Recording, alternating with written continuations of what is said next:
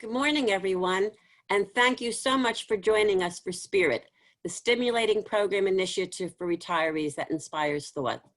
I'm Judy Steinig, Director of Community Programs for the Orthodox Union, and it's my honor to coordinate and host this program.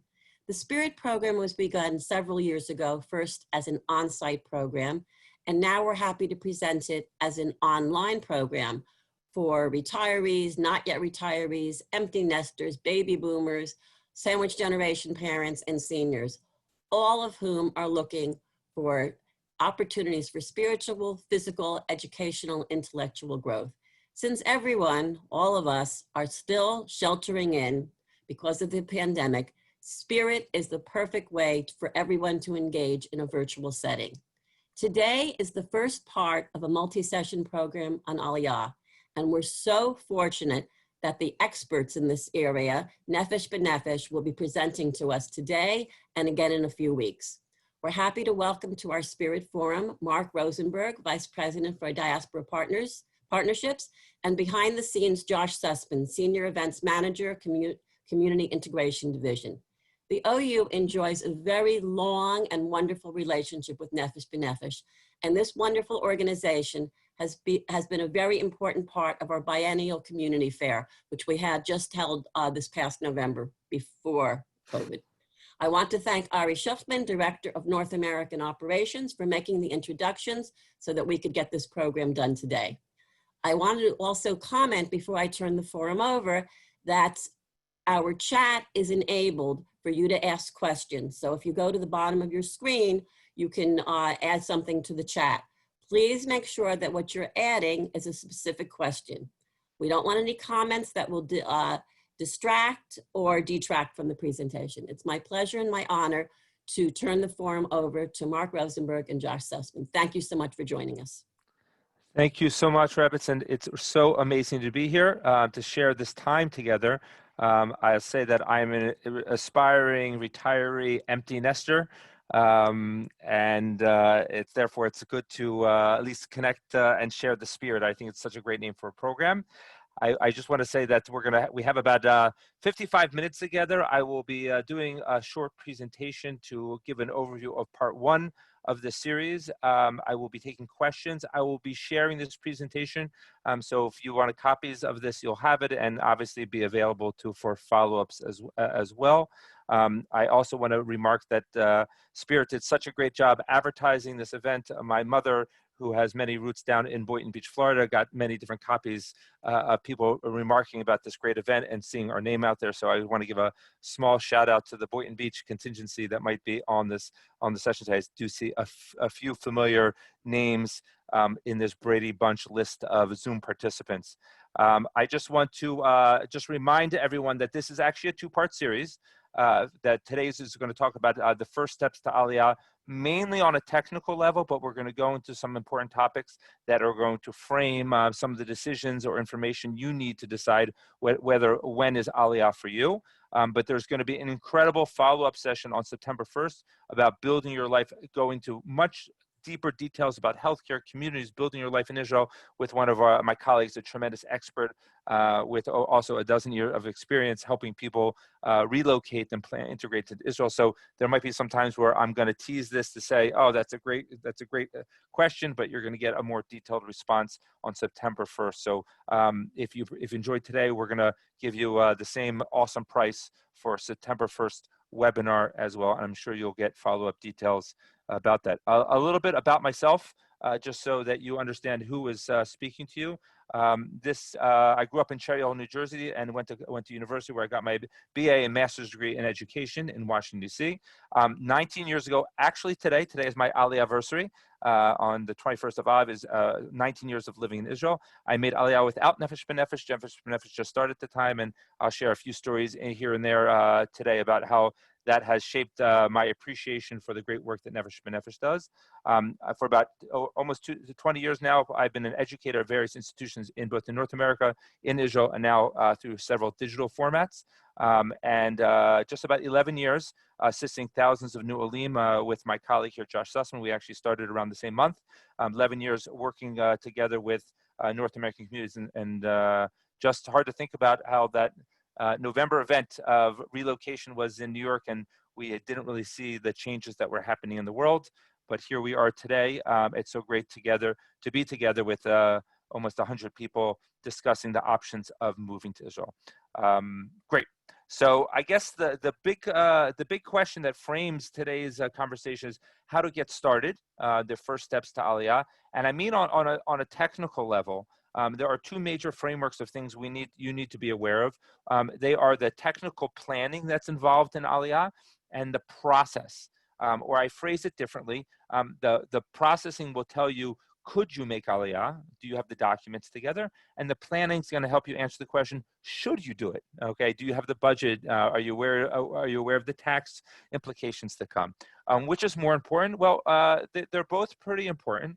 And you need to just have that in mind that if, as it says on the bottom of the slide here, if there's a chance that you want to come to Israel in the next 8 to 10 months, we really encourage you to start the technical application of the process, because it does low pressure without rushing too much. It does take 8 to 10 months. Some people can do it in less time.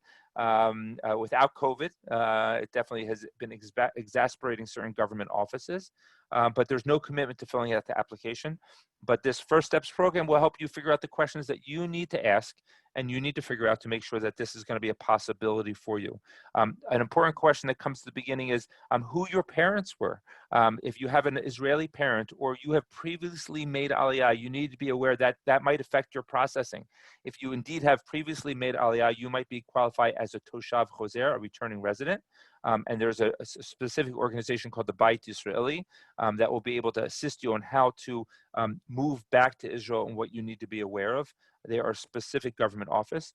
If your parent is Israeli, if you were born in Israel and left before the age of 14, you might be available for all the rights as a new immigrant, but you need to know you might need an Israeli passport, and that does also takes time. So these are some of the questions that do come up in the planning. And you just should be aware of it. I also want to add, if you were born in the former Soviet Union, okay, you definitely want to start.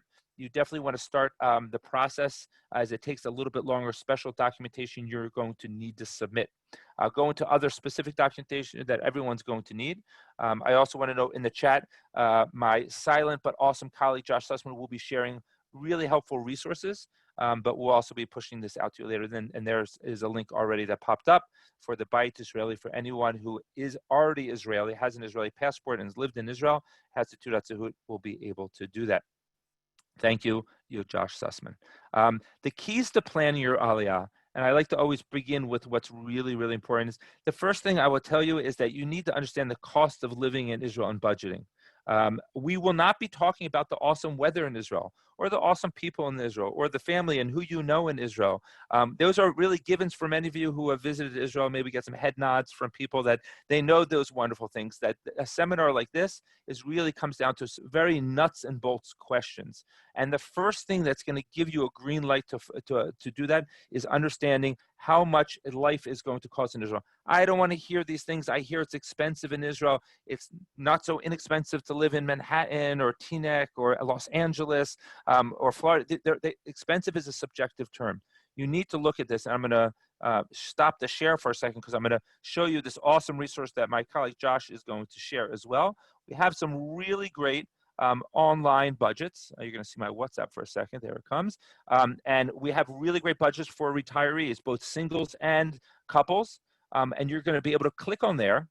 And it's going to give you a really good picture about what we think your typical expenditures are going to be living in Israel. It doesn't include moving costs. It doesn't include purchasing your furniture, but it will give you a sense of what we think you might be spending for rent and food and internet and utilities and taxes, for municipal taxes and health insurance. And some of you might join the gym. I personally am morally opposed to joining a gym. And it gives you a range to begin your research on how much the cost. And we put it in dollars, we put it in shekels, and we also gave you a column that you could print it out and get a sense of what is your comparative to your life in Israel. We really push this as a key to understanding the cost of living in Israel, and it will really be influential in you getting a sense of what I'm talking about whether you're, especially for those of you who are having passive income, whether you're going to be as comfortable for whatever level of comfort you're talking about. Another big tip that you're going to have to, and I'll get into this a little bit later, is you want to speak to people about the cost of living, and you're probably going to connect with an accountant. I'm going to be talking about shortly some of the basics that you need to know about the tax breaks that are given to new immigrants, but each of you has a personal situation, a trust or a dependent or an investment that you have. You're going to want to speak to an accountant that's going to be able to give you that clarity of answers, because your goal in planning for Aliyah is to reduce surprises. You want to start your market research now. You want to understand, okay, where you're going to live and speaking to people. Israelis love telling you what to do if you ask their opinion on things. So you want to begin to do that so you get a really good sense of what's out there. And if you're looking to work in Israel, you definitely want to start networking. Networking is dating for non-marriage purposes. You're not looking for jobs. You're not looking for an apartment. You're just speaking to people to get their opinion. How was their experience? What do you like? What don't you like? Okay, what do you know now you didn't know then? Networking is going to be really crucial to give you a sense of it. And also you have to put a grain of salt with it. You want to speak to a variety of people. If you're uncomfortable speaking to family, speak to other people. There's online groups, there's real life people, but you really want to network. It's different than visiting Israel, okay? I love the Inbal, and it's a great visit to Israel, but you want to stretch out and see what is regular supermarket shopping going to be for you, and medications and other things we'll talk about. You also want to think about what you need and will pay for in a community. Community, and the OU is fantastic at this, is help you organize your community. And for most people, their synagogue or their shul is the center of their community in America. And that's not always true. It could be true, but it's not always true in Israel, because 80% of the country is Jewish. And we have lots of shuls and lots of restaurants, and therefore there's a different fabric that binds people together. Specifically, I'll tell you about the neighborhoods. Okay, people don't move to Yerushalayim, they move to Rehavia, they move to Arnona. Come be my neighbor in Katamonim, okay? You want to understand what are the price differences by neighborhood and size, and what are you looking for? Are you looking for friends? Are you looking for shiurim? Are you looking for volunteer activities? Are you looking for family? You want to understand what are the basics that you are looking to pay for and how much you're willing to pay for that. If you want the beach, you're going to have to understand what you're going to pay for. If you want Herzliya, or move to places like Ashkelon or Nahariya or Netanya, might be less, more affordable. I was told by my mom, I always should call it not cheap, I would say more affordable. You also want to think about Ulpan, Ivrit. It will be such a difference maker. It's joining an Ulpan is like joining a gym. You don't lose weight by joining. You have to sweat. You have to go. Okay, so practice your Hebrew. You'll get a 5 months Ulpan. We'll talk about that later on. But you'll enjoy Israel a lot more, even if you just learn a few words and a few hand gestures. It will definitely make your Aliyah easier. And the key to planning is also the healthcare options, which again, it will be a heavy topic in the next seminar. There are 4 HMOs in Israel. You'll be able to join that. On your own, whichever one you want. You'll be accepted regardless of any pre-existing condition. You'll choose one obviously based on where you're going to live. But you just want to explore. Those are the keys to the planning part of it. I want to spend a few minutes, just again, for me, before I jump on, for me, a big question of your Aliyah viability is understanding the cost of living, your expenses, and what your earning power or your passive income is going to be. And that will really help determine your Aliyah viability. So I encourage you to do that, to look at our budgets, to reach out to me, to speak to an accountant. That will give you the first green light of understanding whether you should really move forward with this. Because again, I don't think that you're questioning the weather and the wonder that is the state of Israel. You're wondering if how comfortable you're going to be through this stage of life and this next stage that is to come, Bezrat Hashem. I'm going to talk to you briefly. I jumped ahead here, about the technical process to making Aliyah, so that you understand the process. It usually, again, no stress, will take about 8 months for a couple to move to Israel. Some people will do it in 3 months' time. Some people are trying to do it in a few weeks' time, and they're having a hard time. We're doing our best to help everyone who wants to come. We are seeing a huge spike in interest in coming, 250% increase to be precise. Many people are coming because they are now working from home and they have the luxury of keeping their career going, coming to Israel. Some people are interested in coming because they don't like being denied the access of traveling back and forth. Or another group of people is that they actually running the numbers and speaking to accountants, and they're comfortable. They're comfortable now with being a snowbird to Israel, splitting their time. back and forth. And we're thrilled to help everyone for how they want to come through the process. The technical process has a few stages. One is to start the application, which is on the Nefesh B'Nefesh website. Okay, there's no commitment to doing so. The process will probably, that application will probably take about a half an hour, maybe 45 minutes to fill out. It's not too difficult, okay? It's asking you questions and dates. The stage 2 is really the burden. I don't want to call it the killer, but it's a big headache. And that's where you have to start uploading copies of the documents you'll need for your interview. We will need copies, and I'll go over the major documents in a moment. You will not send us the originals. You're going to keep the originals for your interview and for your Aliyah, but you're going to need to muster certain original documents to authenticate who you are, prove your Jewish lineage and that you do not have a criminal background. Once you have all of those documents and you've uploaded them to our website, the Jewish agency will have an interview with you. Will it be on Zoom? Will it be in person? I can't tell you how it will be, but they will have an interview face-to-face. That interview is usually about 35 to 45 minutes, and they will look at your passport picture. They'll look at your rabbi's letter or conversion documents. They will look at your birth certificate and marriage certificate and your health declaration, the forms I'm about to go over. And usually about 2 months later, they call up and say, you've been approved for Aliyah, and that's the notification. Okay, sometimes they'll ask you for additional documentation, a doctor's letter or some other materials. And if you do want to move forward with your Aliyah, this approval is good for a year. If you do want to move forward with it, you will have to get an Aliyah visa. If you have an Israeli passport, okay, if you have an Israeli passport, you will not need a visa. But if your spouse or children do, they will need a visa, and then you could book your flight. And we'll go over how you're eligible for a flight. That's the Aliyah process. Again, if you're wondering and curious if you're eligible, you're thinking about coming in the next year, you should start it and get all the way up to the notification part, and then you have to decide whether you're going to move forward. Let me spend a few minutes talking about the general documents that you're going to need. I mentioned just again, these are the keys because these are the frequently asked questions that people get. There is no commitment to filling it out. We do have an application fee that is part of the process, and that application fee will apply to you whether you're making Aliyah in years to come. You also don't have to pay it right away, but we do ask for that. You need to know where you're born because that will affect your timeline, specifically people who were born in the former Soviet Union. And if you have an Israeli parent or you don't have an Israeli passport, you're going to need those documentations. So those are important. That's why I keep on mentioning them. The key documents you are going to need is a valid passport.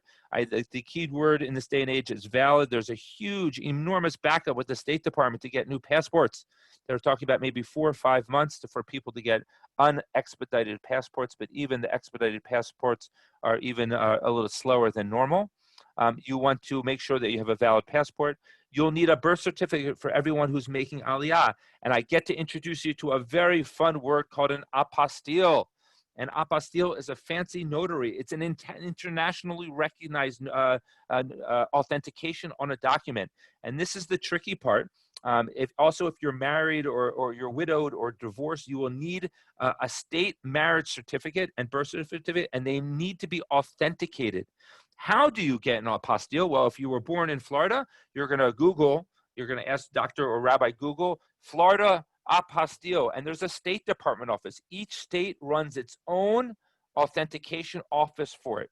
So if you're living in Cleveland and were born in New York, you're going to need a New York apostille. If you're living in New York and you are married in California, you're going to need a California apostille on your document. You can get your apostille through several different means. You could write to the office and do it by mail, which is definitely the most inexpensive way to do it. There's currently a delay on that because of COVID, but if you're not in a rush, you can get that document. You can also send someone into these offices, or you can send someone as a proxy, or you can hire a company that will do this headache service for you. For example, in New York, you actually have to go to 3 offices to get that document. It is not too difficult, and we have a great explanation on our website how to get that apostille. But you need to know that this document is really important. This is how they know that you're not forging your birth certificate. It is internationally recognized. If you were born overseas, you will need one from the country that you were born overseas. These authentication, the apostille and the birth certificates, never go bad. Okay, so if you do have them, They are not something that you're going to need to get at a future date. I want to emphasize that because it's really it's important to know. There are fees that are involved if you do use these services. As Josh is really doing a great job keeping up on the questions and the resources. Thank you again, Josh Sussman, for it. Someone asked a question about the application fee. I should know this off the top of my head. I think a single applying for Aliyah might be $65, and a couple might be $110. I don't hold me to it. I have a lot of information. I'm a general practitioner about this. I know a little about a lot. So sometimes the details do get confusing for me. You will also need a key document you'll need is a letter proving your Jewish lineage or conversion documents.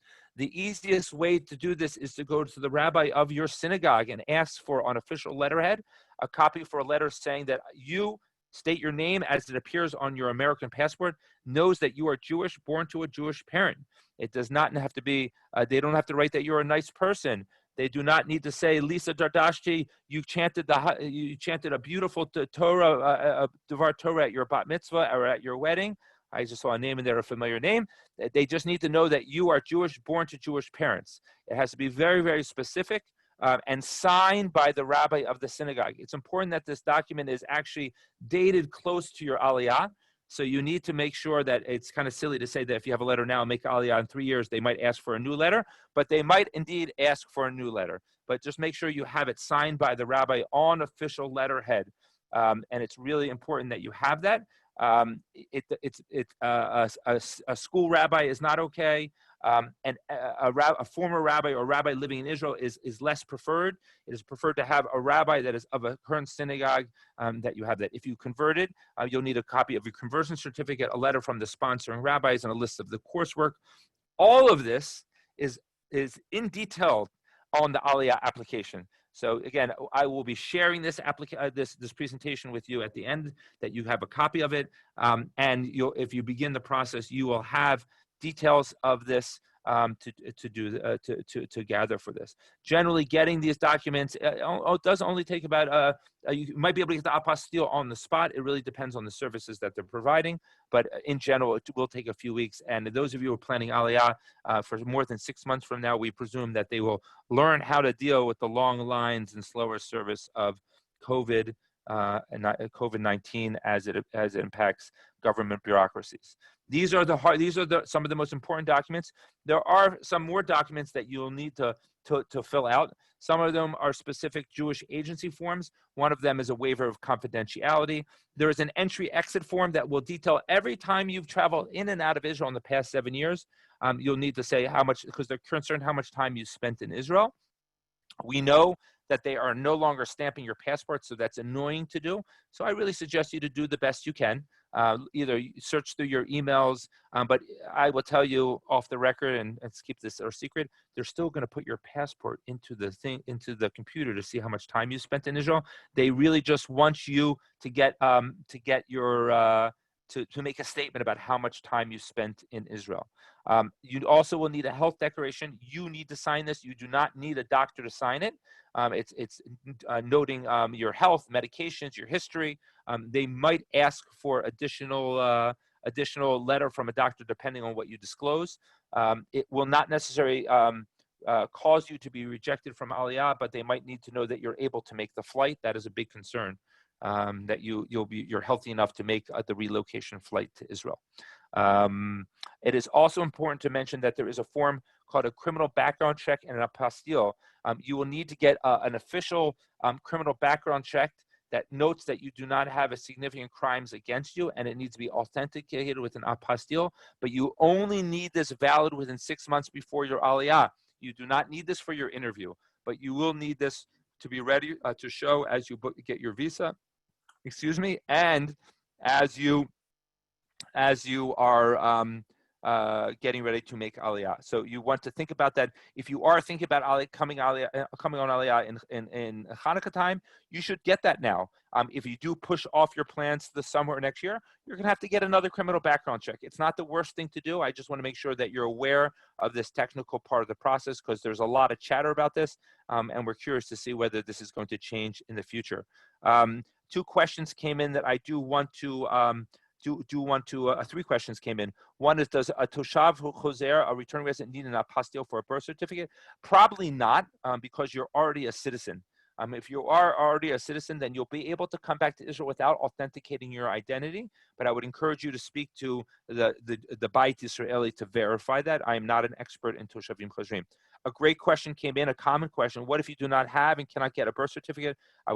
This person was born in Hungary as a refugee, and so you want to speak to the Jewish agency about that. I'm working with someone else like that right now. It is a common situation. People who fled Iran or Morocco, it is a common situation, and the Jewish agency is very knowledgeable. You will have to show other documentation, whether it is your naturalization papers or get a letter from Hungary. It's important to understand that it is definitely possible to do that. I also want to say this, by virtue of them asking for a proof of Judaism letter, they are not questioning your Judaism, whether you are Jewish, born Jewish, or a Jew by choice. It's the same as a police officer might pull you over and ask for your license, and you're like, what do you mean? I've been driving for 50 years. They still need a document that's going to show that you have a driver's license. They need, and this is the process that you have to go through, and the birth certificate is really important. A question came in, doesn't the Israeli consulate offer apostille services? The Israeli consulate does not offer apostille services. Only the state can. The Israeli consulate can help you authenticate Israeli documents. If you were born or married in Israel, you do not need an apostille on it, but the Israeli consulate can give a consular stamp, and that's really important for Canadians. If you need a Canadian document that is going to have a consular stamp, then the Israeli consulate will help you do that. One more question before I move on. Is there something special to know that we were former A1s? In other words, they were temporary residents. Yes, if you were a temporary resident beforehand, you're definitely going to start the process, maybe give it a little more time, because they're going to have to verify your status and what benefits have you remaining. I appreciate that question, Donna, so much. The Aliyah interview is really doing 2 things. I want to step back and say this. They want to make sure that you're eligible for citizenship under the law of return, that you qualify for a fast-track citizenship, which is Aliyah, under the law of return. And they also want to see if you're eligible for the benefits, which I'm about to jump to next. They want to see if your previous stays in Israel or previous statuses means they will extend the benefits to new immigrants. And that is one of the questions about being a former temporary resident or A1. I really appreciate some great questions coming in here. And we're almost at the question and answer portion. I'm at the final part of the slides here. There are many benefits to making Aliyah. Some of them the governments give us to you, and some of them are just the fact that you get to live in Israel. Some of the technical gifts the government gives to new immigrants is a free flight to Israel. Usually it comes from an El Al hub. So if an El Al does fly again soon and they start flying from your hub, just for example, Chicago, El Al started flying Chicago flights right before COVID hit, then you can take a free flight to Israel with luggage as well. It's important to know that you'll be welcome to the Israeli healthcare plan if you're approved for Aliyah. It will be basic coverage, will be free for your first year. And afterwards, you're going to have to pay a nominal fee. As a single person, it's about 110 shekels per month for basic health coverage. Or couples about I think it's 230 as a couple. Many North Americans will get supplemental coverage, and that is not too expensive as well. The next seminar is going to go into more detail about supplemental health coverage, and also there is private health coverage as well. I just want to emphasize again, you'll be accepted regardless of any pre-existing condition. It is a wonderful system here, has many benefits, but you're going to want to learn about it. You will be given the gift of a 5-month intensive Ulpan. Many people use this as a great social outlet. It's really a wonderful way to socialize, meet people. Sometimes people move up one level. You do not have to start it right away. You have a year and a half to start that Ulpan option. There are several tax breaks. Some of them are on Arnona. Arnona is not just a neighborhood; it's the municipal tax you would pay to be an apartment. In Israel, it is the question that is whoever is in the apartment pays. So I know in many states in the United States, whoever owns the apartment pays it.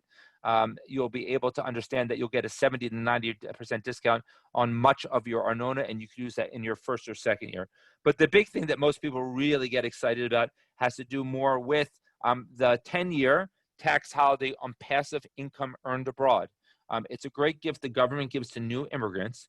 And it's saying that any passive income that you have, you actually will not have to disclose to Israel for your first 10 years.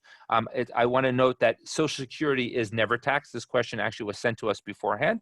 Social Security is really never taxed, but you have to be aware of your pensions or other, if you're renting out your home or you have any capital gains, Uncle Sam is always going to reach their hand into your pocket.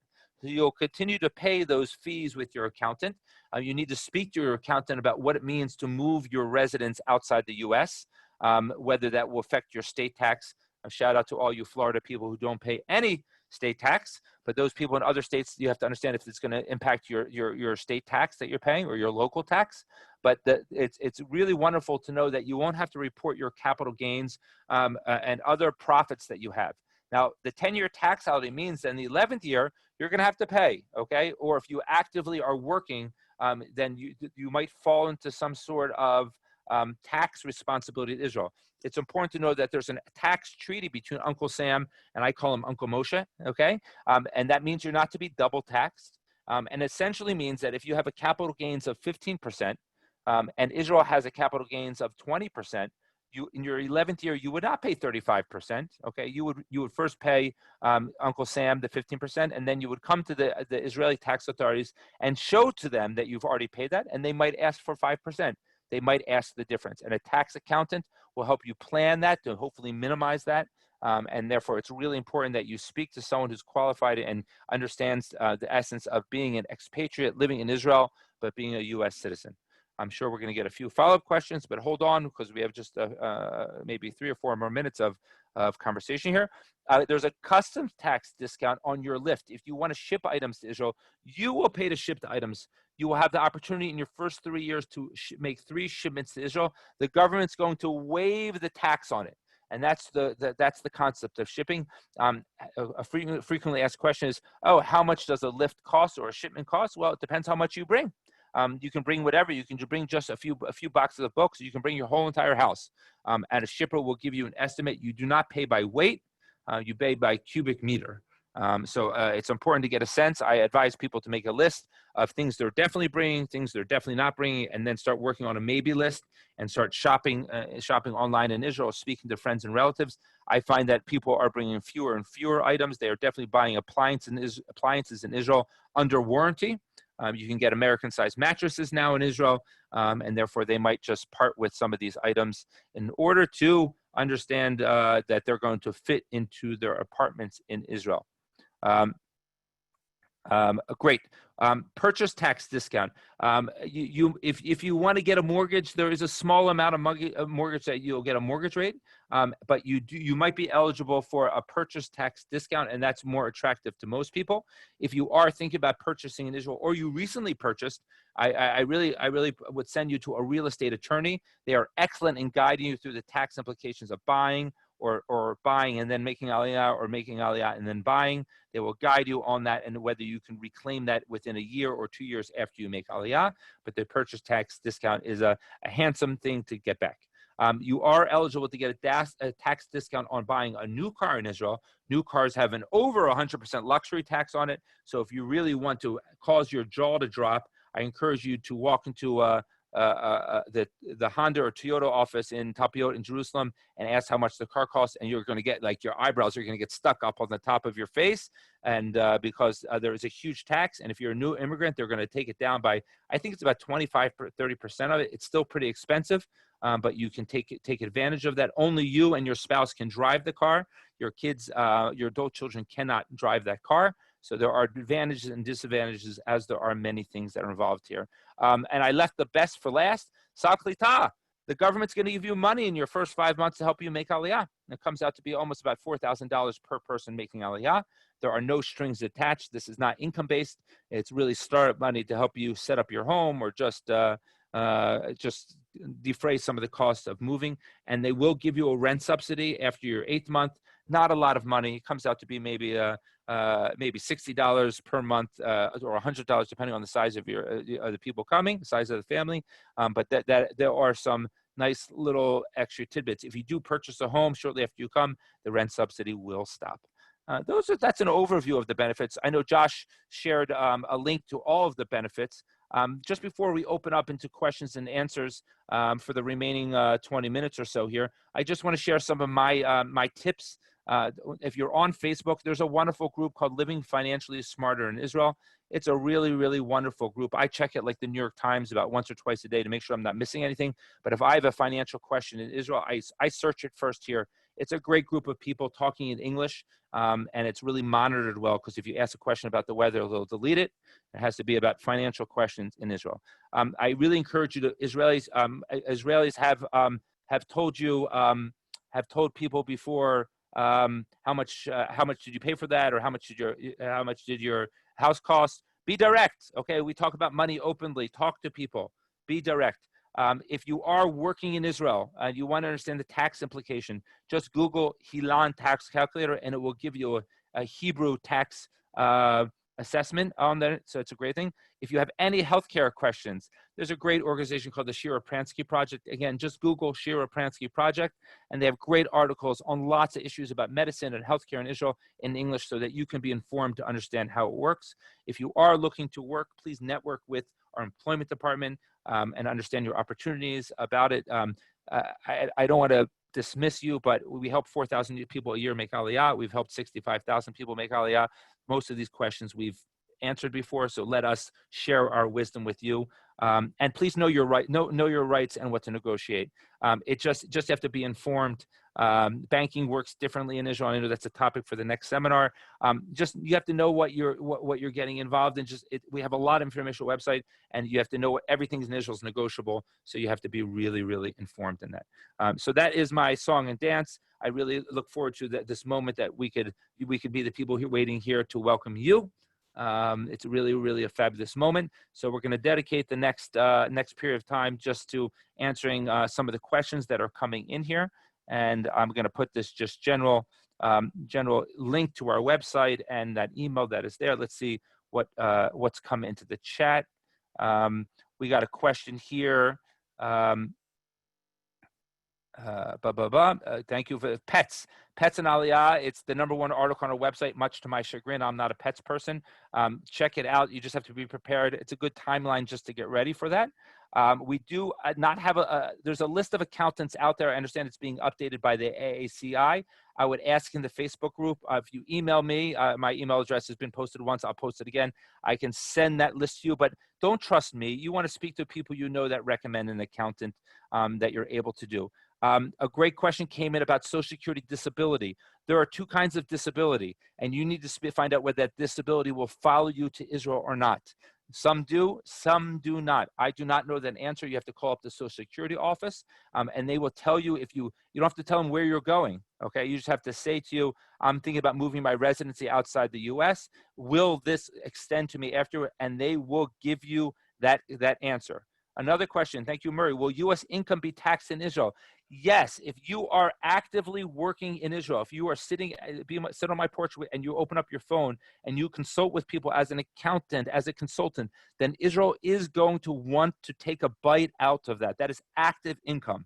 Now, it gets tricky. If you are, say you're a scholar and you decide to just go back for a semester, that's tricky. If you physically do the work in America, Israel might not tax you. And that's why you want to speak to an accountant. Dividends, yes. Social Security is never taxed in Israel. Okay, thank you, Josh, again, for reiterating that we're going to have a follow-up email with all of these things. Does it cost less to bring a car to Israel? Great question, Howard. You will get a custom discount on bringing a car to Israel, okay? But you will need to be aware that it's a headache. Not every car can be imported, okay? There's a list on our website that you have to check it out. I tell you, if you cannot understand the article because it's just heavy in the details, it's very thick.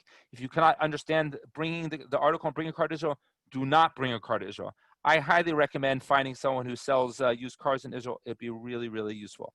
A question came in, Joseph, I have elderly parents who require my help as their son. Is it possible to make Aliyah for a short period traveling back and forth and still qualify Israeli passport citizenship? That's a fantastic question. Thank you very much for raising it, Joseph. Now, when you apply for Aliyah, okay, you are becoming a dual citizen. You are not giving up your American citizenship, okay? That's fine. But you need to know that when you're applying for Aliyah, the state of Israel wants to know that you want to live in Israel permanently. That doesn't mean you can't split your time. That's fine. You can be a snowbird. Okay, you can be a snowflake. You can just have a lot of snow. We don't have a lot of snow in Israel. That's why I'm excited about it.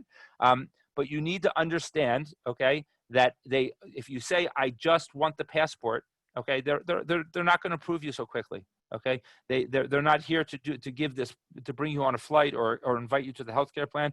They want to know that you have the intention to become a citizen. Now, once you make Aliyah, there are no travel restrictions. Okay, you're welcome to travel back and forth. I know some people who've left the next week. It does involve, you have to make sure you have insurance and you're covered, travel insurance, and you might have to get a special travel document before you get your Israeli passport. Okay, so you have to be aware of it. I'm happy to speak more in detail, but it does beget the next question. Okay, is that if you do want to live in Israel and split your time to maintain your healthcare, and I know that Miriam's going to talk about this on September 1st for part 2 of this Nefesh B'Nefesh Spirit webinar, is you have to be in Israel for 183 days cumulatively. Okay, you have to be in Israel for 6 months and a day. You have to have that. Otherwise, you risk the chance of getting kicked off the healthcare system. It might not happen immediately, but you risk the chance of doing that. Okay. A next question came in. What if you plan on dual citizenship, spend time in U.S.? Is there a requirement? I just answered that amount of time per year. It's 6 months and a day. Okay.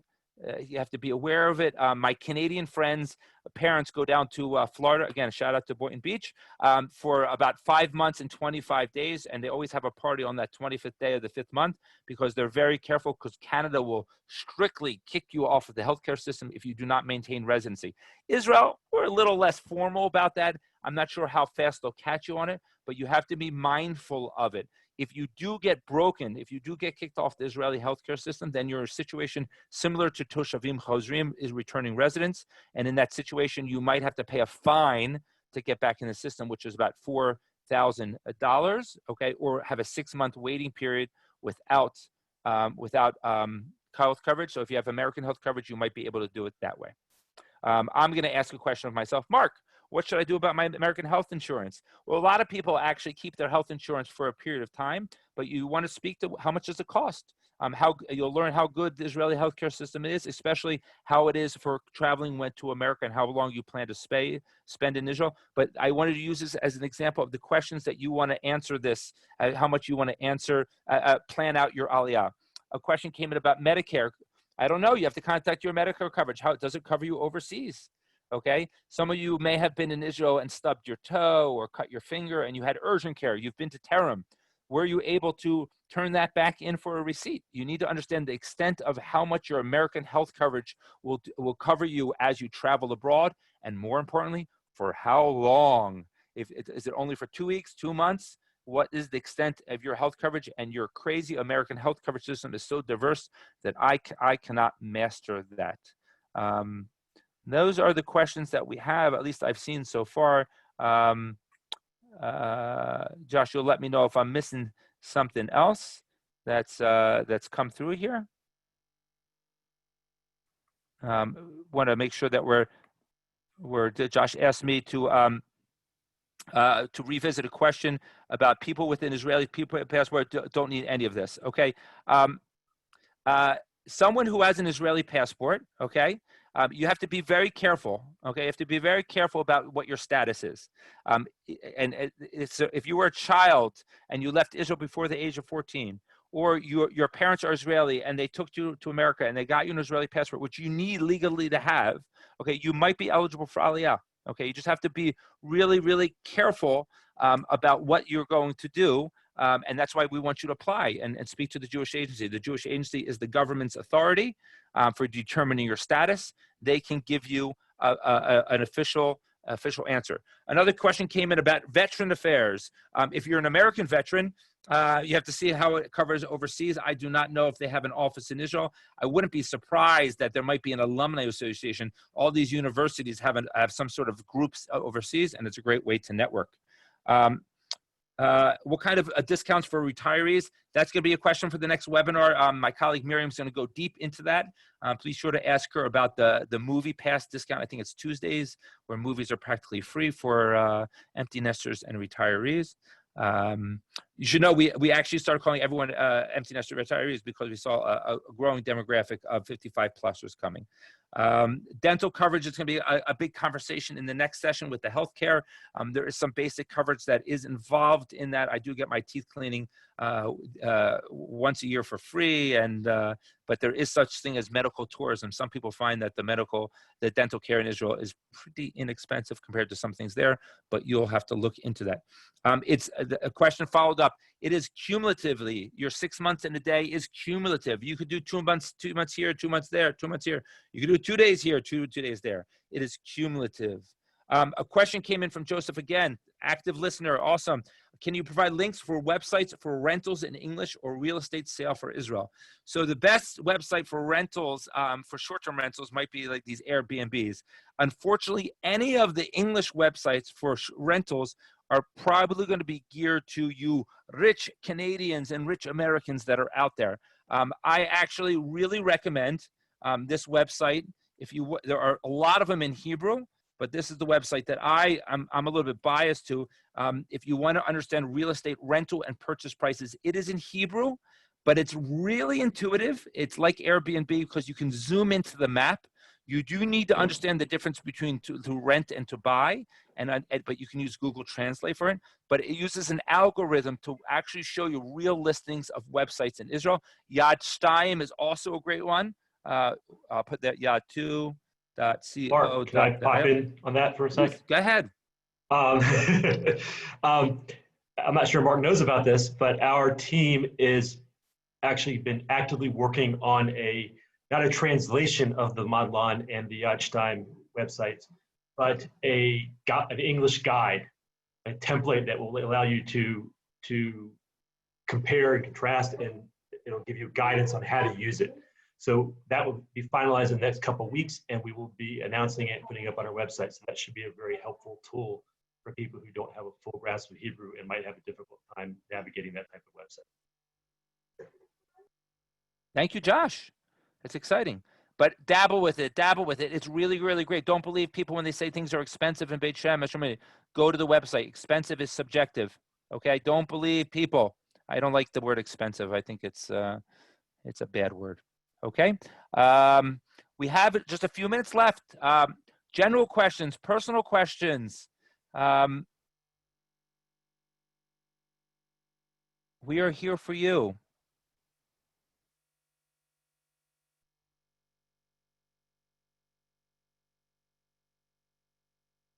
The Hebrew site for rentals question came in is yad2.co.il or Madlan. I posted it in the group as well.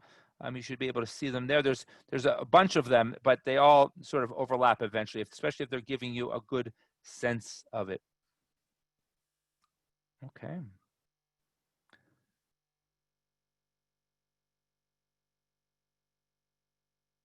Other questions? Okay. Some with an expired Israeli passport from before the 6-day war. Also, it really depends on your status. What age you left the country. You definitely need to call the Israeli consulate or Israeli embassy to renew your passport. But if you want to call the Jewish agency to see about your status, I know their number by heart, and I'm putting it in the group right here, 1-866-835-0430 to call the Jewish agency. I would encourage you to do that. I built a house 5 years ago. Can I still qualify for Arnona discount for 1 year? If you're approved for Aliyah, you will, because you did not get an Arnona discount when you bought it. Anyone who's in the apartment pays it, unless you got a discount previously. Okay. A question came in about monthly income necessary for 2 seniors renting in Tel Aviv. Our budget online, which I think said had $5,000 a month, is a variety of rentals. You want to lean in to actually see if the rentals you're looking for are more expensive, and that's why you want to use this. What's the first step if you want to work with Nefesh B'Nefesh? Nefesh is the application on the website. It depends when you want to make Aliyah. We really only encourage you to start the application if you want to come within the next 8 to 10 months. If you otherwise have questions, we start reading. Contact us, call us, write to us for a meeting so we can build a plan for you. But that's your next step. If you have really specific questions, best to address them to us. and so that you can understand this specifically about your status. What kind of paperwork is needed for special needs adults is a great question. We just had a phenomenal seminar with a specialist talking about that. You really need to obviously have the same documents as anyone making Aliyah to prove their identity, but you're going to have to bring special more unique documents to try and get whatever diagnosis to get recognized. And I encourage you to follow up on that so we can give you more specific information. Is your American pension taxed in Israel? Probably it's going to be, okay? Probably it's going to be in your 11th year, okay? But you're going to want to speak to an accountant to find out. Depends how much money you have. Do you want to write to me and tell me how much money you have in your pension? An accountant is qualified to do it. I'm a certified 7th grade English teacher. I'm not a certified accountant. You want to speak to someone who's going to give you an authoritative answer about how much and when they're going to tax you. But the whole point, I think, of this presentation, I really want to understand is what are the general things you need to know and what you specifically need to get an authoritative answer. A question came in, how long can my American relatives stay with me in Israel who are not Israeli citizens? Well, usually tourists get a 3-month visa, okay? And you can extend a tourist visa longer, and they can become students, but you have to understand that what type of visa you want to spend, and every time you leave the country, you'll have to get another one. A question came in about nursing homes and assisted living. It's going to be a great topic for our September 1st one. My colleague Miriam is going to be able to go into detail. We obviously have them.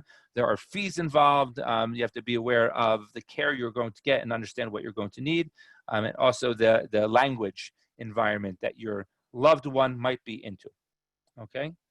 A question came in here about someone had what we call in my family Aliyah. They had a failed Aliyah in 1980 but we never got Israeli citizenship or a passport. You should absolutely call the Jewish agency to verify your status. Okay. You might be a gorer zchuyot. You might have some benefits. You want to apply and engage this process to clarify your status. A great question here. I thought this would be asked, and Miriam is definitely going to talk about this. Can a senior citizen get a mortgage? Okay, it really depends on your situation and your type of income. You should know. Get your jaw ready or your eyebrows to go up. Usually, Israelis put 30 to 45% down when they take a mortgage. Okay, unlike the 3 to 4.5% some Americans do when they buy, and that's why you had a terrible housing crisis in 2008, and we were unaffected in Israel by that. So you want to obviously speak to maybe a mortgage broker about what your situation, what type of income you have. They might not give you a mortgage. You might be able to get a larger loan, but it's definitely worth investigating to see how this applies to your situation and your capabilities. It is really a case-by-case situation, and you have to understand what that it's going to bring to you. Okay. Amazing. It's over 100 people here together, all thinking about Aliyah. That's a lot of spirit for me. A great question from the young Israel of East Brunswick. Thank you very much. If we're not considering Aliyah for a decade or longer, does it make sense to pursue any of this information at this time? I think it definitely is worth a good sense to get a sense of the cost of living. Okay, what's your biggest obstacle? I'll say it differently. I remember the first time I was brought to a financial planner. Okay, I was thinking maybe 30 something, and I was like, oh, what do I? And that person asked me, okay, so what do you want to have when you're older? Do you want to have a boat? Do you want to have a vacation? Do you want to just have another apartment? Do you want to have your kids in medical school? They ask you these questions about what do you want to do at the next stage of life. And therefore, if you have to think where you want to be in 10, 15 years from now, and Israel's part of the plan, then you need to think about your health insurance, okay, your financial planning to make it sure that you can meet up over there. And whether you decide to keep your home wherever you're living in East Brunswick and plan to sell it out and cash out to get a place in Israel, then rent a place, that's great.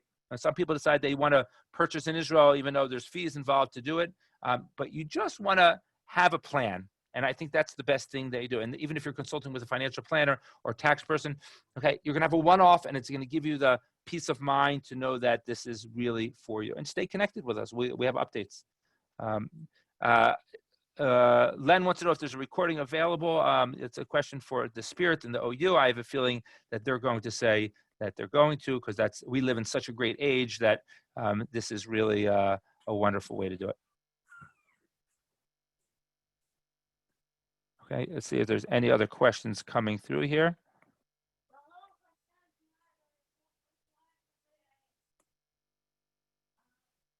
Okay. Let me see here. Yes, it is a big old yes from the OU coming out. Thank you. They're awesome, awesome, awesome. This might be out there as well, but this is a copy of the presentation that I just shared. It has just the general information on it. And again, you're welcome to reach out to me directly. I'll do my best to respond. I'm a little bit obsessive about my email. Another question came in. Veronica, they bought an apartment about 4 years ago. Would be entitled to benefits making Aliyah regarding the apartment? You have to speak to your real estate attorney. To my knowledge, you can only get the purchase tax within maybe 1 or 2 years, but you have to see if your specific situation applies to that. Okay, any last goodbyes or hellos? Does Israeli Slim need draft question here? Will questions for the next one. Please make sure you ask Miriam about wills, and it's a good question to ask. Many people might do both, but you want to be able to speak to them. But that's definitely a topic that is not in my first steps processing and planning. That goes into the more nitty gritty of building your life. Getting some Todah Rabbahs. Amazing. Any last questions? We have 2 minutes before we have dinner time here in Israel. It's the sun is being set in Yerushalayim. Really, really great. I want to take a personal thank you for all that the OU does to really engage everyone. I think it's showing so much how it's surprising how much we thought we had to be face to face to be connected, but around the world, around the country, we have this really connection. So I want to say on behalf of Nefesh B'Nefesh, we'll be thrilled to assist you whenever you're ready. In this year or in 10 years, we will be there for you, not just to get you to the airport, but make sure you're integrating for years to come. I wish also all of you really, really good help, and I hope that you'll be able to visit us in Israel. And as I always say at the end of these things, I hope that you're always ba'aliyah, that you should always be heading higher and higher and really great things for you and all of Klal Yisrael. Have a great summer. Thank you very much. Wow, Mark, that was amazing. Thank you so much, Mark, and thank you so much, Josh. Mark, happy anniversary on your on 19 years. That's amazing, and obviously you've been doing really, really well. As Mark said, we have another session with Nefesh B'Nefesh on Tuesday, September 1st. Everybody will be getting information about it. You don't even have to write you'll get lots of information beforehand, but just keep that in mind. Somebody had asked the question about recordings. Every spirit recording, you don't have to email me for it. With God's help, later this afternoon or early tomorrow morning, everybody who has registered, that means everybody who's watching right now, because you can't watch unless you've registered, everybody will get a copy of the recording with all of the different links and everything else. Nefesh B'Nefesh will be sending us, I'll be including that separately. So you will be getting that later on today. So you don't have to bother asking me, although it's lovely to get your emails, you will be getting it. On Thursday, Bezos Hashem, we will be hearing about a program about health, about improving our health and immunity with vitamins and minerals from Dr. Shmuel Shields. So again, you will be getting that information as well, because the Zoom rules now is everyone, including myself, have to register for each program separately. But that helps us to grow our program and have all of you on twice a week, and we love doing that. So, by the way, I'm so excited to let you know that our Spirit archives are finally open. You will get the link to that. This program won't be in it yet, but hopefully by next week. But you won't need that since you're getting the connection from the email from me. I want to again thank Mark and Josh and all of Nefesh B'Nefesh. Wish everybody a good day, a wonderful week, and with God's help, we'll see you back on Thursday. Be safe and healthy.